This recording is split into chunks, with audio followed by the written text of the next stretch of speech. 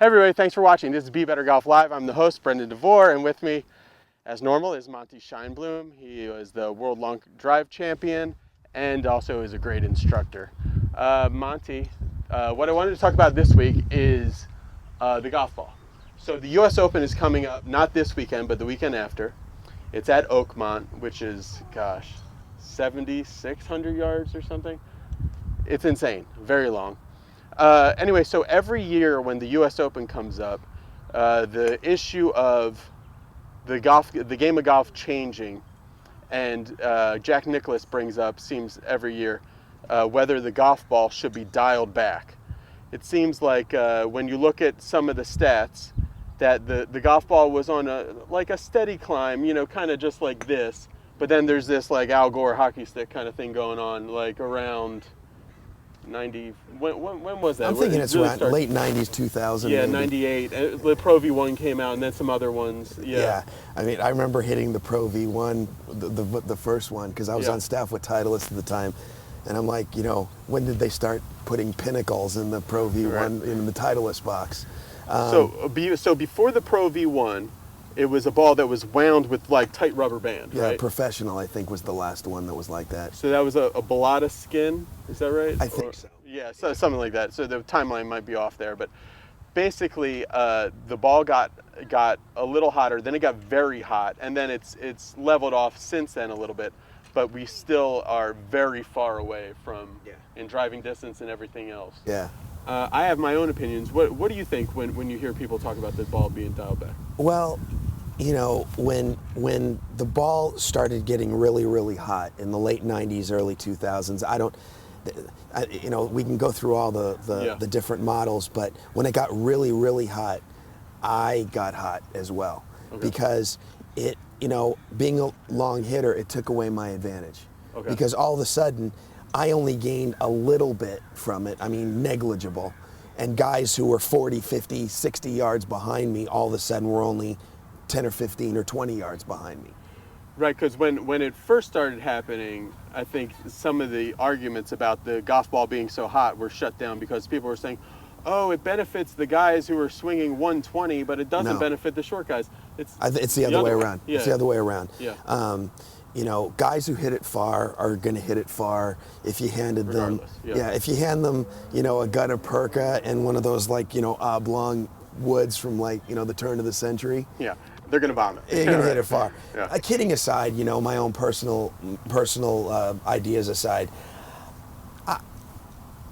I kind of look at it like baseball. Mm-hmm. In college baseball and in softball leagues and all that, in little league, you can use aluminum bats.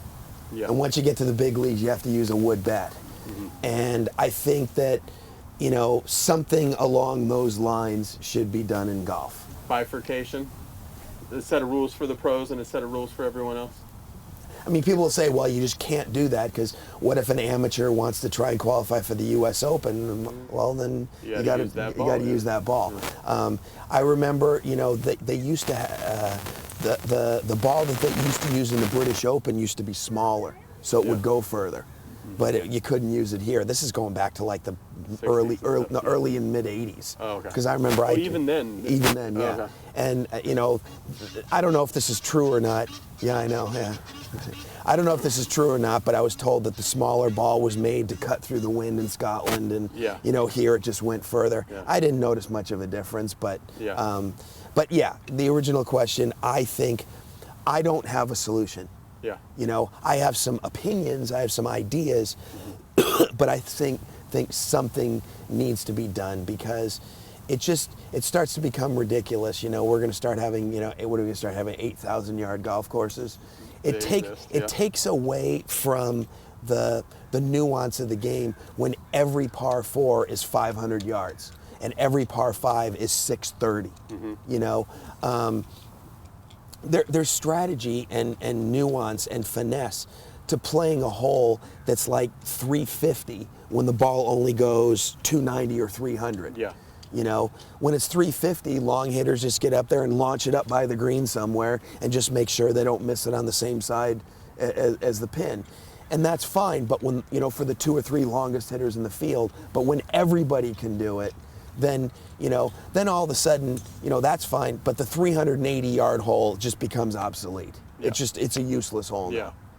Yeah. My opinion about it is that, first of all, I really am against splitting the rules. I don't think it should be done that way, because if somebody at home, whatever, they put up on Twitter, I hit a ball 300 yards today, then they're like, oh, well, which ball is that? I shot 72 today at Oakmont. Oh, okay, but which ball do you do it? Right. But I do really, really think that the ball should be dialed back. It should be, I don't know. It'd be very easy scientifically to do it. Right, and you make a totally good point. That's why I say I don't have a good solution. Right. I just would like to see a change. The other thing is I liked the ball when it curved more. Okay. The game was. I remember as a teenager, and in my early 20s, we used to have games. Oh, let's hook it, slice it, curve. Mm-hmm. The ball just doesn't curve enough. And I used to like the idea of maneuvering the ball. Mm-hmm. And right now with this new ball, I mean, obviously if I was better, if I golfed better, then it wouldn't be as big of an issue. But I find that the ball either goes straight or it curves a lot. Yeah. And I grew up in an era where the ball would curve, and it really, really fits my eye to hit the ball at the middle of the green and work it toward the hole, whether it's right or left. And this ball curves so little, I don't play as much golf as I used to, and this is how I'm going to rectify it, is playing more golf. But I find myself hitting so many balls in the middle of the green and then overcooked to the short side. Yeah. Because then I try so hard to work it that I overcook it. Yeah. And again, I'm making this about me and not about golf. No, but that's what golf is, yeah. But, this, I enjoyed, and I'm not, the new balls are better. They go straighter. They, they correct misses a lot better. But I had a lot more fun for my own self, personally, with the old ball. For me, I think it's making this gap of, just imagine you have a tree-lined par 4.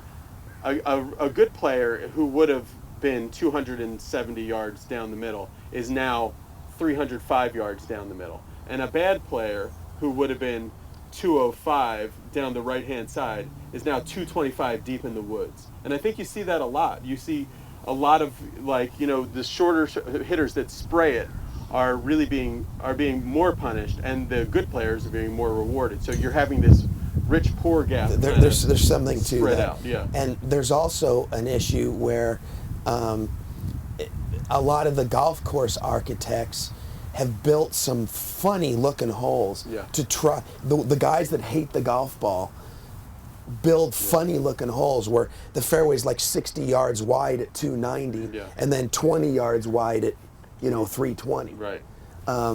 That was the point that I think Gary Player had that was really good on the rant he made after the Chambers Bay U.S. Open last year.